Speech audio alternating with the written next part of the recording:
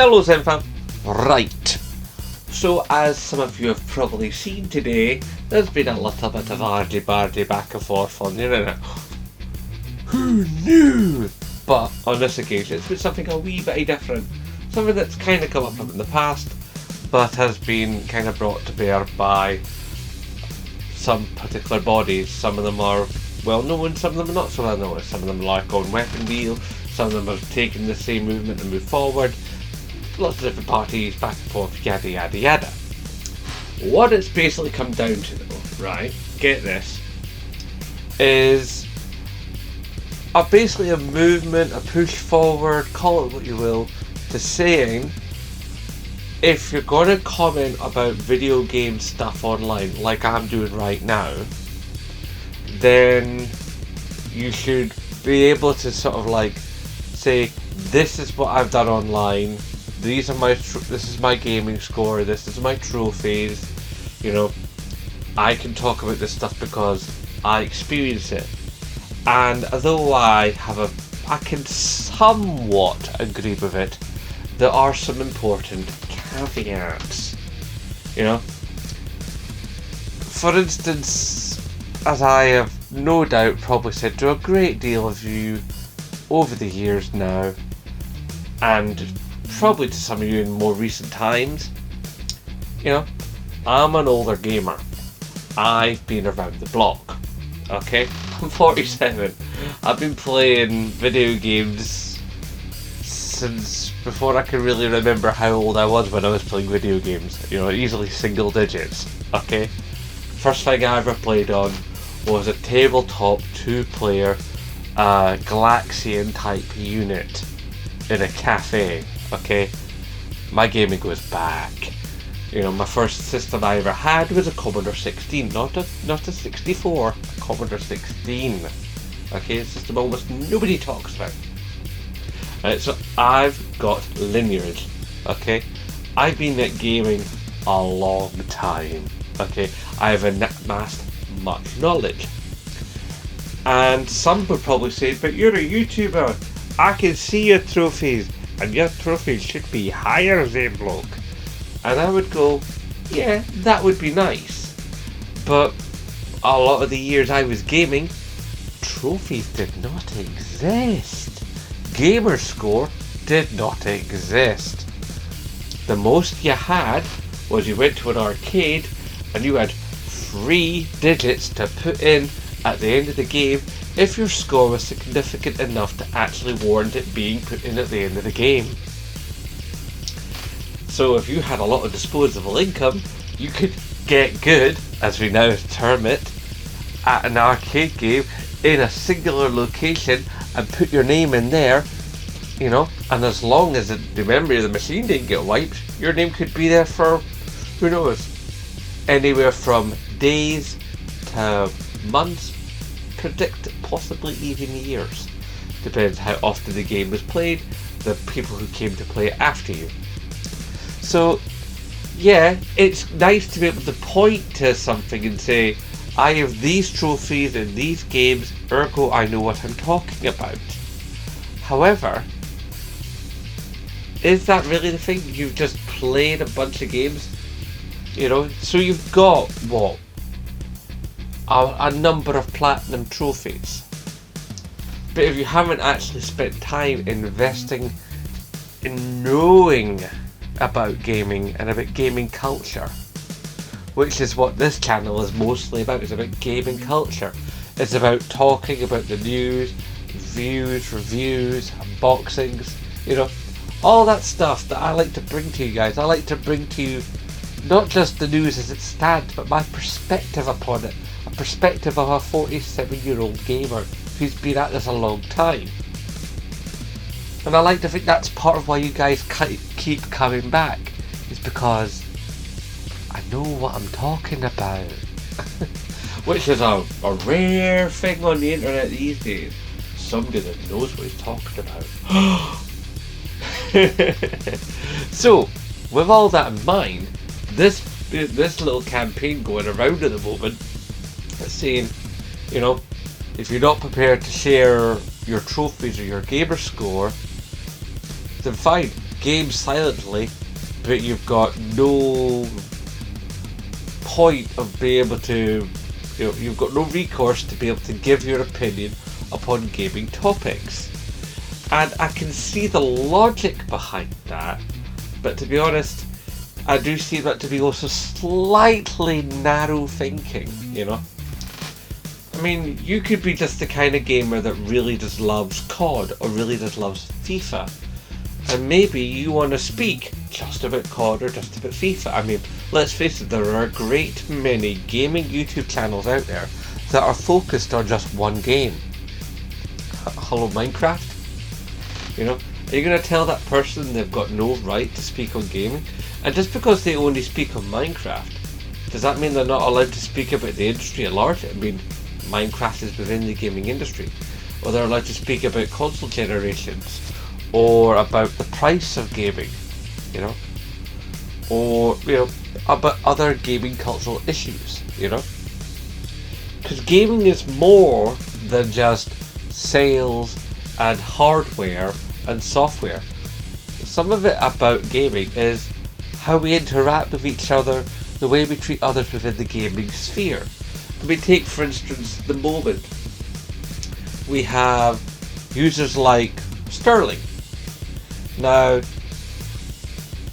James Stephanie Sterling, they have had a really hard time of recently, earlier this year, when they came out as trans.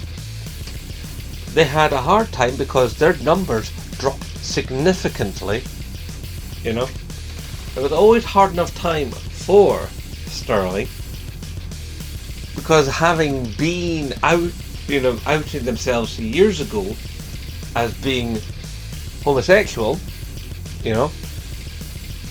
that was already difficult enough. That's hard enough, even within the terms of modern Western society, to have any kind of acceptance. But to come out as trans, there's a lot of people that they can't wrap their heads around that. I mean, it's hard enough for some people to wrap their heads around the idea of somebody being bi. And it's like, and you guys know my stance on this kind of thing. Make your happy happen. You only live so long. This is a short blip of an existence. Humans are finite. Our existence is finite. You take what you can get, where you can get it, how you can get it, as long as you don't hurt anybody else in the process. Go for it. And quite frankly, Sterling's work this last year, while they've been fully out as being gay and trans and transitioning, honest to God, I personally think that James Stephanie Sterling's work is, quite frankly, at its peak. I think the work that's being done on the Gemquisition right now is tippity top, and that's why I remain a subscriber of that channel. And it's been said that they are an ex-games journalist. They did used to work for The Escapist, and they're blacklisted by various companies and stuff because of the views. But the fact of the matter is, they are an extraordinarily entertaining YouTube gaming commentator who often tends to make highly valid points. And I think that's part of what it's got to come down to. If you're going to be on YouTube and you're going to talk about gaming, then you've got to have at least one of these things. Hopefully you have a multitude of these things. One, knowledge. Knowledge is important, knowing what you're talking about, or at least having a good base understanding of the topics at hand and any new topics that come along, ergo doing your research. So research is important. Research is so very, very important, because you want to make sure that if you're going to talk about a thing that you didn't previously know about, that when you open your gob, you don't sound like a numpty. Okay? Another one that's important, having a personality. Now, you could have a personality that you're putting on. You could be playing a character, or you could be, a guy like, say, me or Wingy, or many other YouTubers out there who are just, guys or girls on the internet saying stuff. You can just talk from the heart as who you are. And that, quite frankly, is a good thing. But you've got to be able to bring across your personality, whether that's a personality you've made up as a persona for videos, or your own persona, or even an amalgam of the two where it's your own persona but dialed up to 11. Whatever it is, you have to try and, be watchable to a person. If you just stand here in front of the camera and bring out words and say things after the other and have no inflection upon your voice and basically sound like a robot, nobody's going to watch that. I wouldn't watch that. You wouldn't watch that. Me, I like to move around a bit. I used to sit on a couch and talk to you guys, for a couple of years. And that was great because I could really marshal my thoughts, but then it was really static. This is much more dynamic. I can move about a bit, and it breaks up the video because I'm not just rooted to the spot. So, knowing what you're talking about, researching what you're talking about, having a bit of a personality, okay? And it's also, experience, I personally think, is a big thing. Now, your experience might not be a lot. There are kids who do YouTube. Kids have got next to no experience, but what little experience they do have, they bring energy to it, because they've got that youthful energy. I mean, when you're 10, you've got all the energy in the world. When you're 18, you've got all the energy in the world. Often I come to you and I am energetic and I do love gaming. I am passionate about it. But it is often fair to say that I am tending to make these videos generally at the end of the night. My wife's gone to bed, my kid's long in bed, I've made packed lunch for my kid for his school in the morning. Yeah. I've done the dishes, I've done all the various bits of other housework I need to do. I've had dinner and all the rest of it. And now it's what is it now? It's just after 12. And I'm standing here making a YouTube video, right? And, I'm probably not the freshest boy on the planet right now. I mean, hell, Lord knows I need a shave. All Grizzly Adams here, But the fact of the matter is, I push up that couch, I make space here, I set up my lights, I get my mic ready.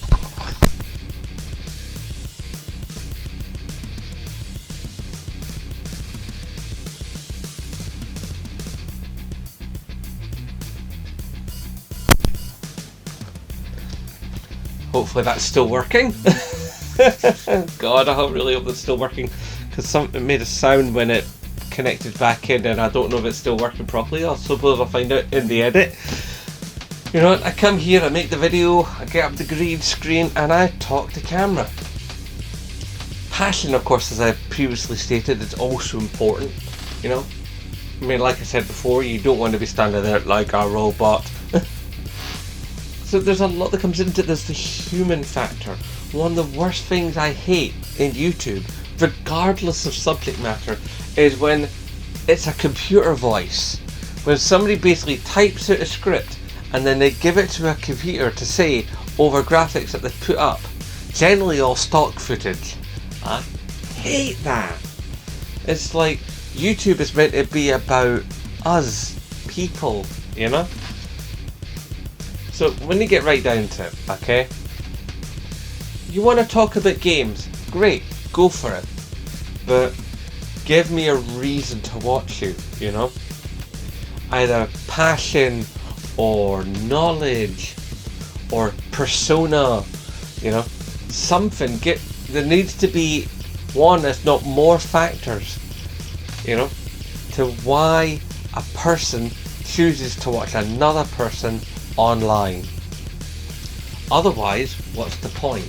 It's there's a billion different people out there to watch right now on YouTube on any given subject matter. It could be politics, whether it be left-wing politics or right-wing politics.